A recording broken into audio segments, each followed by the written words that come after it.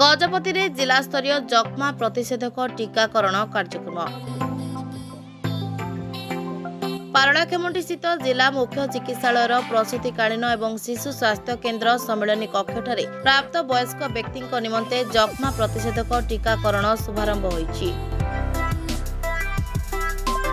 जिला स्वास्थ्य समिति पक्षर आयोजित यह कार्यक्रम में जिला मुख्य चिकित्सा और जनस्वास्थ्य अधिकारी डॉक्टर एम मुबारक अली अध्यक्षता करथिले।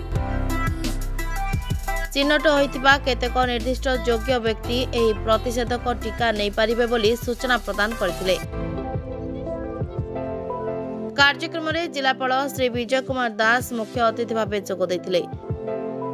पूर्वरु एही टीका केवल जन्मित शिशु मानकु दिया जाथिला।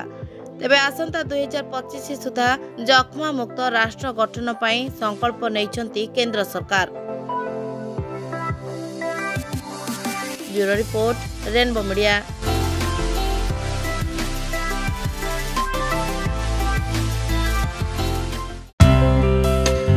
Please watch current updates in Rainbow Digital. Stay logged in www.rainbowodisha.com. Subscribe our channel in YouTube and press the bell icon.